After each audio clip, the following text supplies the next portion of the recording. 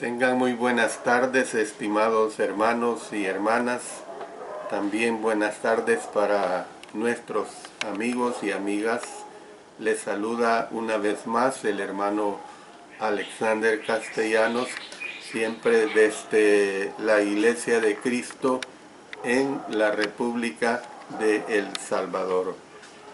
Estoy transmitiendo a través de El Alumbrador Cristiano y a través de mi especial programa Te daré lo mejor. A Dios doy las gracias porque me permite de nuevo estar en este día, miércoles 19 de mayo, año 2021, siempre a las 5 de la tarde. Mientras tanto, nos ponemos en oración para que el Señor me dirija. Padre Celestial, te doy las gracias porque una vez más me permites presentar otro mensaje de la palabra tuya. Señor, siempre te pido que me ayudes a que lo exprese de tal manera que pueda penetrar en mentes y corazones de la hermandad y de los amigos. También te pido que siempre lo haga con el mejor anhelo, con el mejor entusiasmo. En el nombre de nuestro Señor Jesucristo. Amén. Amén. Hoy voy a presentar, siempre de esta serie que les estoy presentando acerca de la adoración, voy a presentar la lección número 5. Y el tema que voy a tratar es una interrogante. ¿Debemos postrarnos al adorar? Se lo repito, ¿debemos postrarnos al adorar? Bueno, comienzo. Vinieron del oriente a Jerusalén unos magos que buscaban al niño Jesús. Habían viajado una gran distancia con el propósito expreso de adorar al recién nacido Rey de los judíos. Dice la Escritura en Mateo 2:11, y al entrar en la casa, vieron al niño con su madre María, y postrándose lo adoraron. La palabra que se traduce por adoraron en este versículo es una forma de proskuneo en el idioma griego. La palabra griega, pues, que más a menudo se usa en el Nuevo Testamento para dar a entender la idea de adorar. Repito, es la palabra proskuneo con K. Significa postrarse ante una persona y besar sus pies, el borde de su vestido, el suelo, etc. Postrarse y adorar, tributar homenaje, postrarse, hacer reverencia, recibir respetuosamente. Todo eso va implícito en la palabra proskuneo, o sea, adorar. Con la postura física que se adoptaba al postrarse, uno mostraba una actitud de reverencia y de humildad. Por eso es que cuando se dirige a Dios, esta actitud de postración tiene un profundo significado espiritual. Jesús y la mujer que estaba junto al pozo usaron esta palabra cuando hablaron sobre dónde y qué se debía adorar, según se narra en Juan 4, 20 al 24. Leamos. Nuestros padres adoraron en este monte, y vosotros decís que en Jerusalén es el lugar donde se debe adorar. Jesús le dijo, mujer, créeme que la hora viene cuando ni en este monte ni en Jerusalén adoraréis al Padre. Vosotros adoráis lo que no sabéis, nosotros adoramos lo que sabemos, porque la salvación viene de los judíos. Mas la hora viene, y ahora es, cuando los verdaderos adoradores adorarán al Padre en espíritu y en verdad, porque también el Padre tales adoradores busca que le adoren. Dios es espíritu, y los que le adoran en espíritu y en verdad es necesario que adoren. Juan 4, 20 al 24. Una palabra neotestamentaria que se usa con menos frecuencia para referirse a la adoración es la palabra latreia en el idioma griego, latreia, que a menudo se traduce por servir y se usa en relación con llevar a cabo ritos religiosos que incluyen servicio o adoración a Dios. El equivalente veterotestamentario de esta palabra se usa más comúnmente en referencia a llevar a cabo los servicios del tabernáculo o del templo. Dice en Filipenses 3:3, porque nosotros somos la circuncisión, los que en espíritu servimos a Dios y nos gloriamos en Cristo Jesús, no teniendo confianza en la carne. Se refiere al modo como los cristianos sirven a Dios en contraste con el acto carnal de la circuncisión. Hebreos 10:2 nos dice, de otra manera cesarían de ofrecerse, pues los que tributan este culto, limpios una vez, no tendrían ya más conciencia de pecado. Usa esta palabra en el contexto de los ritos que se llevaban a cabo en el santuario veterotestamentario. Jesús usó ambas palabras en la misma frase con que le respondió a Satanás su petición, en el sentido de que se postrara y le adorara. Notemos en Mateo 4, versos 9 y 10, y le dijo, todo esto te daré, si postrado me adorares. Entonces Jesús le dijo, vete, Satanás, porque escrito está, al Señor tu Dios adorarás, y a Él solo servirás. Satanás usó la palabra proskuneo. Jesús respondió, al Señor tu Dios adorarás, proskuneo, y a Él solo servirás, latreus. Verso 10, pues. Le estaba diciendo a Satanás que Dios era el único a quien esta clase de adoración debía de darse. Y evidentemente Dios es el único a quien esta clase de adoración debe darse. Cada vez en el contexto de la adoración se menciona la postura corporal. Por lo general encontramos las palabras doblegarse o postrarse. Son más de 50 veces que la Escritura se refiere en alguna forma de postrarse ante Dios. A menudo se adoraba a Dios postrándose hasta hacer que el rostro tocara tierra. Esta clase de humillación incluye poner el rostro de uno tan abajo como sea posible, aún en medio de la suciedad. Bueno, ustedes han notado que esta ha sido la introducción que les he dado acerca de este mensaje número 5 sobre la interrogante debemos postrarnos al adorar.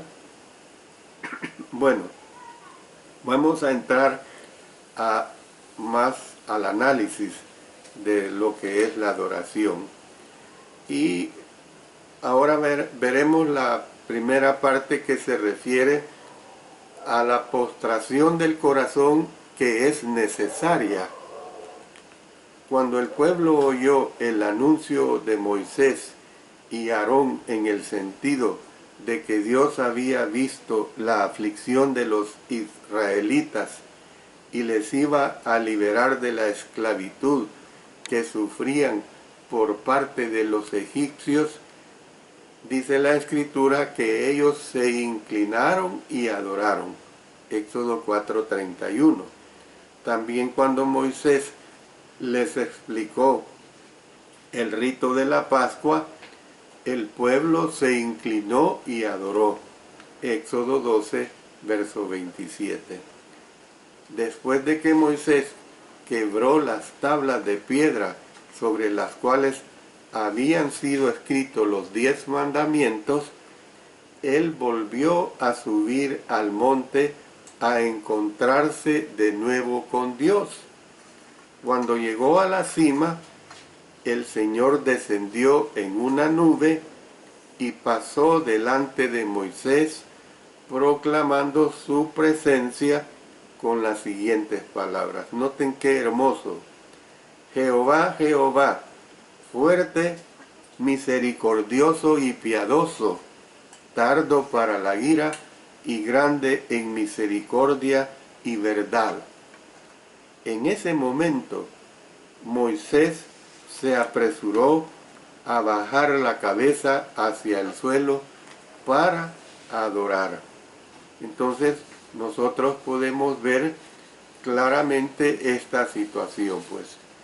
En 2 Crónicas 29 leemos que el rey Ezequías reparó el templo y volvió a abrir las puertas de este para que por primera vez en años se llevara a cabo la adoración en él.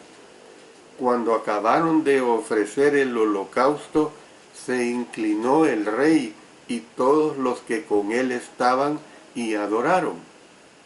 Entonces el rey Ezequías y los príncipes dijeron a los levitas que alabasen a Jehová, y ellos alabaron con gran alegría y se inclinaron y adoraron. Usted puede leer esto en 2 Crónicas 29, los versos 29 y 30.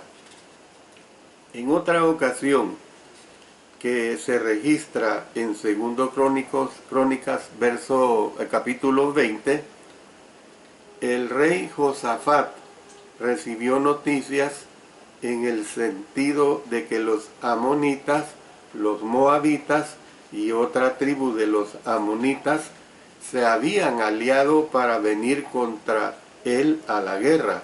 Ahí lo puede ver en 2 Crónicos 20, versos 1 y 2. Entonces él se volvió a Dios e hizo pregonar ayuno a todo Judá. Verso 3. El pueblo de Judá se reunió en Jerusalén para pedir socorro a Jehová. Josafat se puso en pie en medio de ellos y empezó a orar. Cuando terminó de orar, el Espíritu de Jehová vino sobre Jehaziel, y éste dijo: no temáis ni os amedrentéis delante de esta multitud tan grande, porque no es vuestra la guerra, sino de Dios. Verso 15. El profeta indicó al pueblo que descendieran hasta el extremo del valle, antes del desierto de Jeruel, y que se pararan donde pudieran ver la salvación del Señor. Versos 16 y 17. Concluyó en este verso 17: no temáis ni desmayéis, salid mañana contra ellos, porque Jehová estará con vosotros. A continuación, Josafat se inclinó rostro a tierra, y asimismo todo Judá y los moradores de Jerusalén se postraron delante de Jehová y adoraron a Jehová. Verso 18. Después se levantaron los levitas y alabaron a Dios con alta voz. Y se levantaron los levitas de los hijos de Coat y de los hijos de Coré para alabar a Jehová, el Dios de Israel, con fuerte y alta voz. Verso 19. En un momento cuando todo parecía irle bien a Israel, Esdras el profeta recibió noticias preocupantes. Aún los sacerdotes y los levitas y los príncipes del pueblo habían violado los mandamientos del Señor al mezclarse con los pueblos de las tierras. Miren lo que dice en Esdras 9:2. Porque han tomado de las hijas de ellos para sí y para sus hijos, y el linaje santo ha sido mezclado con los pueblos de la tierra, y la mano de los príncipes y de los gobernadores ha sido la primera en cometer este pecado. Nosotros podemos ver pues que Esdras se espantó, por decirlo así.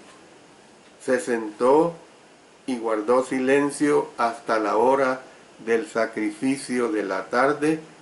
Después se postró rostro a tierra, extendió sus manos a Dios y oró. Más adelante, Esdras reunió al pueblo para leerles la ley. Cuando abrió el libro de la ley, todo el pueblo estuvo atento. Cuando Esdras alabó a Dios, ellos respondieron, amén, amén, alzando sus manos, y se humillaron y adoraron a Jehová inclinados a tierra. Usted puede ver este episodio en Nehemías capítulo 8, los versos 5 y 6. Viendo otro ejemplo, aún otro ejemplo de postración se narra en el libro de Job. Cuando Job recibió la noticia de que había perdido todo en una serie de eventos catastróficos, dice el verso 20 del capítulo 1, que se levantó y rasgó su manto y rasuró su cabeza y se postró en tierra y adoró. Esto no era lo que Satanás esperaba. Es interesante pues observar, por lo tanto, que cuando le ofreció a Jesús la gloria del mundo, Satanás quiso que Jesús lo adorara postrándose ante él. Pero la respuesta fue, o mejor dicho, Satanás le dijo, todo esto te daré si postrado me adorares. Mateo 4:9. No debe, hermanos y hermanas, sorprendernos que se presente adorando de esta manera a los que están alrededor del trono de Dios. Por ejemplo, vemos los 24 ancianos, siempre adoran al que está sentado en el trono, postrándose delante de él y arrojando sus coronas delante de su trono. Veamos lo que nos dice Apocalipsis 4:10.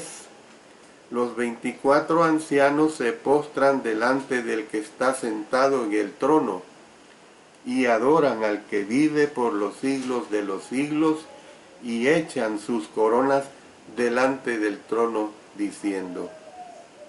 En Apocalipsis 7:11, la segunda parte de este versículo, leemos que los ángeles, junto con los 24 ancianos y los 4 seres vivientes, se postraron sobre sus rostros delante del trono y adoraron a Dios. 4 capítulos más adelante leemos que los 24 ancianos, aún teniendo sus propios tronos, noten esta situación, los 24 ancianos, aún teniendo sus propios tronos, se postraron sobre sus rostros y adoraron a Dios. Apocalipsis 11:16. Bueno, estamos viendo que la postración del corazón es necesaria. Pero ahora veamos el segundo aspecto, que la postración del corazón es sinónimo de adoración. La adoración no solamente requiere postración, la adoración es postración. Significa lo anterior que la adoración siempre debe ser siempre solemne y sombría. Yo le digo que no. La adoración bíblica se describe a veces como una celebración llena de mucho gozo. En el Salmo 95, los versos 1 al 6, se ve el canto, se ve la aclamación alegre, se ve el entrar ante la presencia de Dios, dando gracias, son mencionados en un mismo contexto junto con la postración. Para, como lo mejor es leer directamente, vayamos al Salmo 95 y leamos los versos 1 al 6. Venid, aclamemos alegremente a Jehová, cantemos con júbilo a la roca de nuestra salvación. Lleguemos ante su presencia con alabanza, aclamémosle con cánticos, porque Jehová es Dios grande y Rey grande sobre todos los dioses, porque en su mano están las profundidades de la tierra y las alturas de los montes son suyas. Suyo también el mar, pues él lo hizo, y sus manos formaron la tierra seca. Venid, adoremos y postrémonos, arrodillémonos delante de Jehová, nuestro Hacedor. Cuando los judíos que habían vuelto del exilio a Jerusalén escucharon la lectura de la ley, lloraron. Esdras, Nehemías y los levitas les dijeron: Día santo es a Jehová nuestro Dios, no os entristezcáis ni lloréis, id, comed grosuras y bebed vino dulce y enviad porciones a los que no tienen nada preparado. No os entristezcáis, porque el gozo de Jehová es vuestra fortaleza. Amén. Nehemías 8, versos 9 y 10. Ustedes a veces tienen que notar que yo no les menciono la cita bíblica anticipadamente, porque muchas veces prefiero que escuchen y no que pierdan la atención buscando en sus Biblias. De todas maneras, yo siempre les menciono la cita bíblica. Entonces, era el momento de celebrar. El momento de la postración vendría más adelante, después de 7 días de fiesta, pues. Al 8º día se llevó a cabo la asamblea solemne. Ahí lo dice en el verso 18. Y leyó Esdras en el libro de la ley de Dios cada día, desde el primer día hasta el último. E hicieron la fiesta solemne por 7 días. Y el 8º día fue de solemne asamblea, según el rito, en la cual pues ayunaron con cilicio y tierra sobre sí, con el fin de reconocer su pecaminosidad e indignidad. Dice Nehemías 9:1, El día 24 del mismo mes se reunieron los hijos de Israel en ayuno y con cilicio y tierra sobre sí. Pasemos a otro episodio. En 2 Samuel capítulo 6 leemos acerca de lo ocurrido cuando el arca del pacto, puesta sobre los hombros de los sacerdotes, fue llevada a Jerusalén. David había preparado especialmente una tienda para el arca. Cuando la procesión pasó por la casa de David en el camino hacia la tienda, dice la Escritura en el verso 14 que David danzaba con toda su fuerza delante de Jehová, y estaba David vestido con un efod de lino. ¿Qué pasó? Bueno, analicemos. Mical, la esposa de David, lo vio danzando y le menospreció en su corazón. Fíjense bien, le menospreció en su corazón, no lo dice como que lo hizo públicamente, ¿verdad?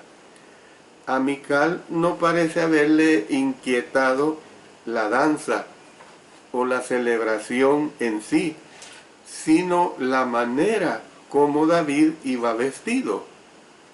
Ella consideraba que el atavío era poco decoroso para el rey.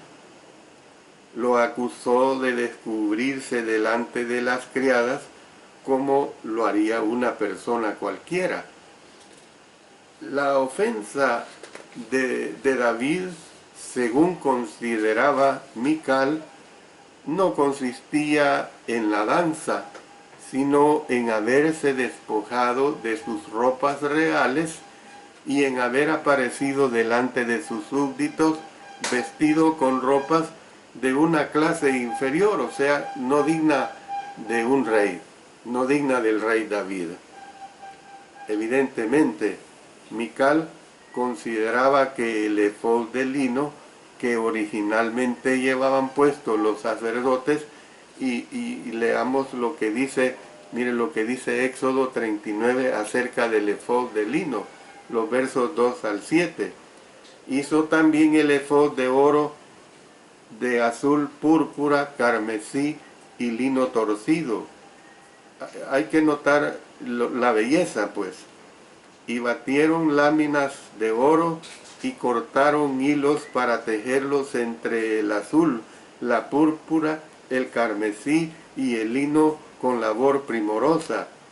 Hicieron las sombreras para que se juntasen y se unían en sus dos extremos. Y el cinto del efod que estaba sobre él eran de lo mismo, de igual labor, de oro, azul, púrpura, carmesí y lino torcido, como Jehová lo había mandado a Moisés. Y labraron las piedras de ónice montadas en engastes de oro, con grabaduras de sello con los nombres de los hijos de Israel, y las puso sobre las hombreras del efod por piedras memoriales para los hijos de Israel, como Jehová lo había mandado a Moisés. Entonces ustedes pueden ver la preciosura de esta vestimenta. Entonces, repito, evidentemente Mical consideraba que el efod de lino que originalmente llevaban puesto los sacerdotes estaba por debajo de la dignidad real de David. Ella hubiera preferido que él orgullosamente mostrara su túnica y corona reales, por supuesto, marchando pomposamente a la cabeza de la procesión. Ella reflejaba, en otras palabras, el orgullo y las actitudes a menudo religiosas de su padre, Saúl, el rey anterior. Pero miren lo hermoso de este mensaje. David, sin embargo, se postraba aún en la celebración. Era a propósito que se había vestido con el atavío de los humildes sacerdotes que portaban el arca. Por primera vez en muchos años, la presencia del Señor en la forma del arca del pacto estaba con Israel. David estaba agradecido y a la vez se sentía indigno delante de la presencia del sobrecogedor Dios del universo. Entonces, ¿qué es lo que hizo él? Él demostró que la celebración sin postración es celebración sin adoración. La celebración, pues, sin postración puede ser arrogante.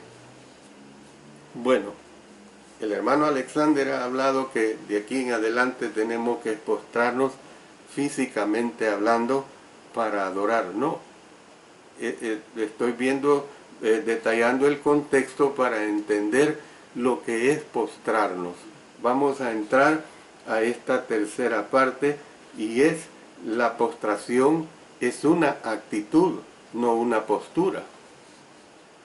Significa lo que hemos venido diciendo, que debemos caer de rodillas de cara al suelo cada vez que entramos en la presencia de Dios.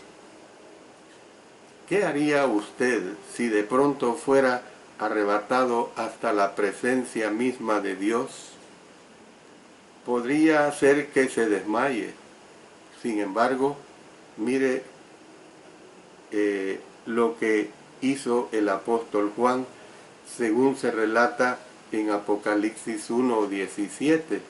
Cuando le vi, caí como muerto a sus pies, y él puso su diestra sobre mí, diciéndome: no temas, yo soy el primero y el último.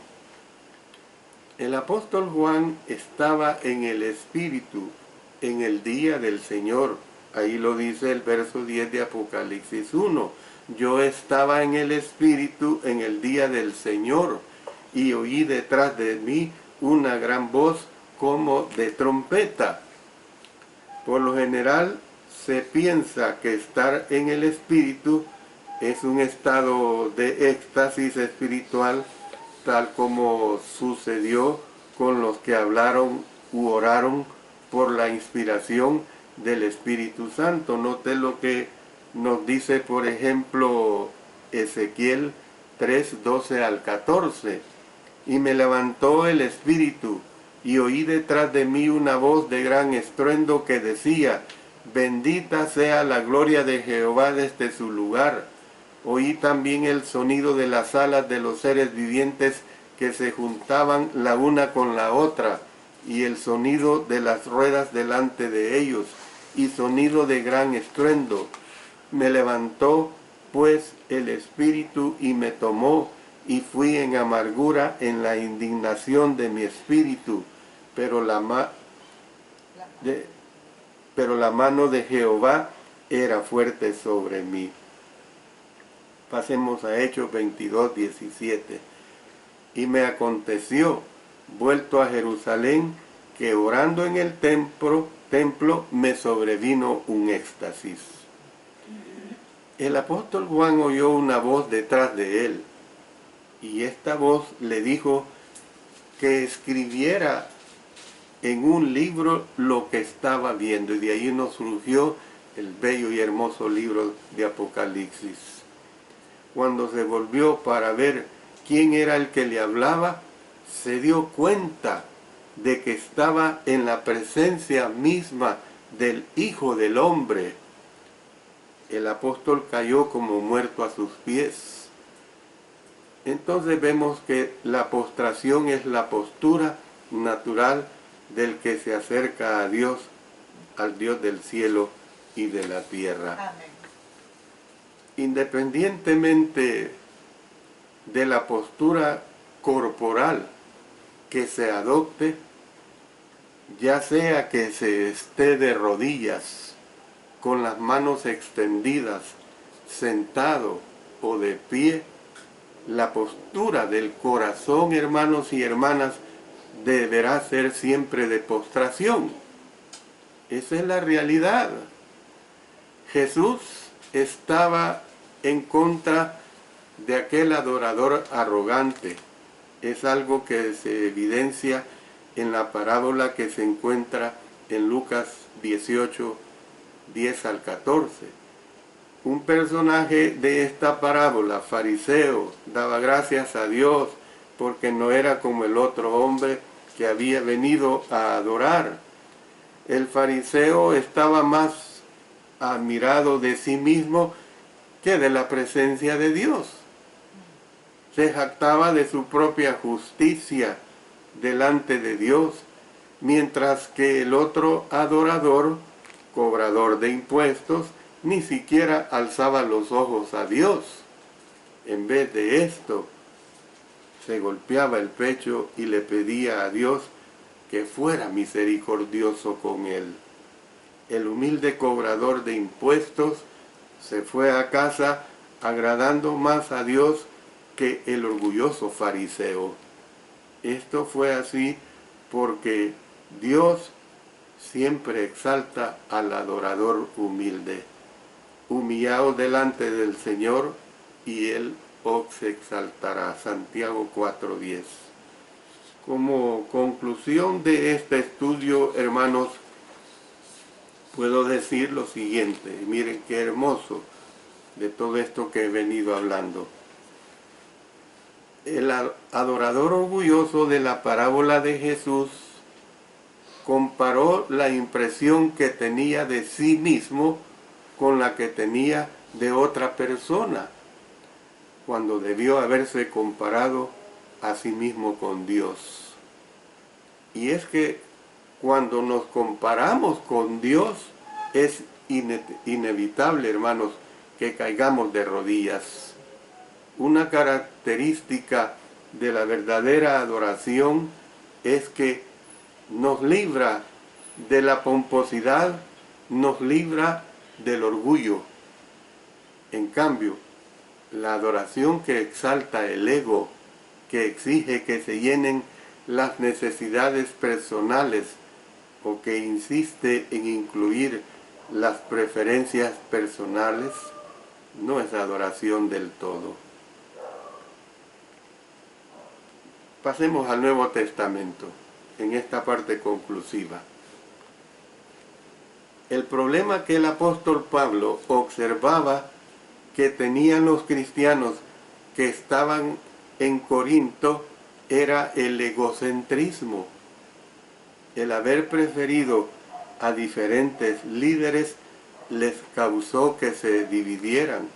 Dice ahí en el primer capítulo, los versos 12 y 13, quiero decir que cada uno de vosotros dice, yo soy de Pablo, y yo de Apolos, y yo de Cefas, y yo de Cristo. ¿Acaso está dividido Cristo? ¿Fue crucificado Pablo por vosotros? ¿O fuisteis bautizados en el nombre de Pablo? Siempre he dicho esto. Aquellos que decían, yo soy de Cristo, se ufanaban. Pero el punto es que estaban haciendo aún del Señor Jesucristo un divisionismo y se estaban ensalzando, y esa no debería ser la actitud.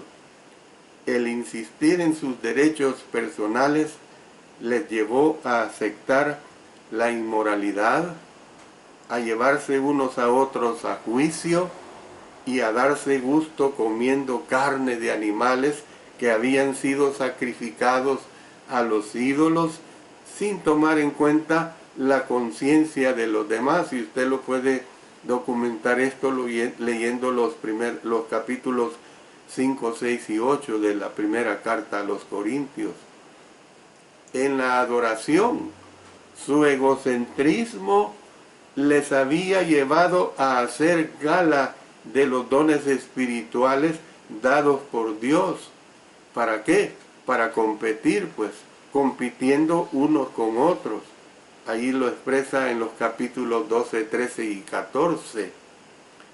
Estaban incluso profanando la cena del Señor, poniendo énfasis en sus propios apetitos estomacales, en lugar de centrarse en hacer celebración en memoria del Señor. La reprensión inspirada que les hace el apóstol Pablo no deja duda alguna acerca de lo que Dios pensaba sobre la adoración de ellos, porque les dice: pero al anunciaros esto que sigue, no os alabo, porque no os congregáis para lo mejor, sino para lo peor. Aún los ángeles ocultan sus rostros delante de Dios. Dice en Isaías 6:2, por encima de él había serafines, cada uno tenía 6 alas, con 2 cubrían sus rostros, con 2 cubrían sus pies, y con 2 volaban. Noten, con 2 cubrían sus rostros y adoraban a Dios. Las huestes celestiales se postran delante de él. Por eso, otra vez, leamos Apocalipsis 4:10. Los 24 ancianos se postran delante del que está sentado en el trono y adoran al que vive por los siglos de los siglos, y echan sus coronas delante del trono, diciendo. Pasemos a Apocalipsis 7:11. Y todos los ángeles estaban en pie alrededor del trono y de los ancianos y de los 4 seres vivientes, y se postraron sobre sus rostros delante del trono y adoraron a Dios. ¿Habrá otra actitud aceptable con la que los mortales nos podamos acercar a Dios, hermanos y hermanas? Festeje, sí, pero hágalo con humildad, con un corazón postrado. Eso es lo que interesa. Un corazón realmente postrado. Festeje la victoria que usted tiene en Jesús, porque en Cristo Jesús somos victoriosos. Por eso Apocalipsis es la victoria del cristiano fiel. Todo el libro es la victoria del cristiano fiel.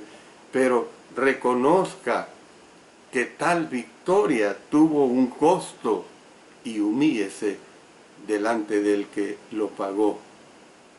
Dice en Filipenses, con esto termino, hermanos, los versos 10 y 11 del capítulo 2. Para que en el nombre de Jesús se doble toda rodilla de los que están en los cielos y en la tierra y debajo de la tierra, y toda lengua confiese que Jesucristo es el Señor, para gloria de Dios Padre. Amén. Oremos. Señor Dios Todopoderoso, ante ti nos postramos en adoración, reconociendo, Padre eterno, que tú eres el único que la debes de recibir, con nuestros corazones humillados. Ayúdanos, Señor, a ser humildes, a ser sencillos, y que siempre que nos dirijamos a ti en adoración, siempre lo hagamos de tal manera que salga de nuestro corazón postrado, que realmente sea sincero nuestro corazón hacia ti. Gracias, Padre eterno, porque en ti encontramos la felicidad de adorarte en espíritu y en verdad. Lo hacemos en el nombre poderoso de nuestro Señor Jesucristo. Amén. Amén.